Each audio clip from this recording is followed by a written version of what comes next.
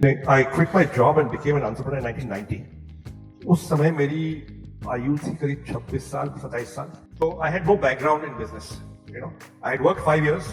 तो मैंने अपनी नौकरी छोड़ दी. And अगले 7 साल मैंने 10-15 छोटे-छोटे आइडिया चेस किए. I had no big idea. Right? And हमने नौकरी जब लॉन्च की 1997 में, after 7 years of drifting, it was just one more small idea. उस समय 14,000 इंडियन अकाउंट्स हैं देश में, इंडिया में.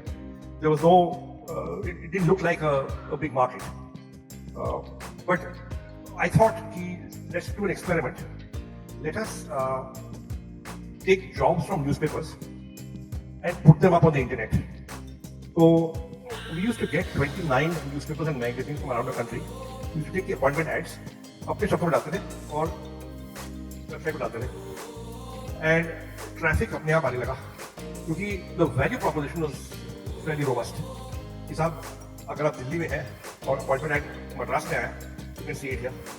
अगर अपॉइंटमेंट एड 2 हफ्ते पहले आया, आपने मिस कर दिया, अभी भी है, to keep the job live for a month. On that simple value proposition, we started, and traffic began to come.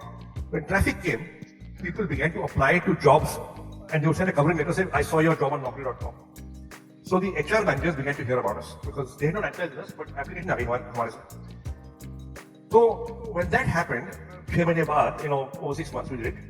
पहले 6 महीने totally free किया. We began to get inquiries from HR managers saying, I have got 6 jobs, I have not put them in the paper, आप डाल दोगे?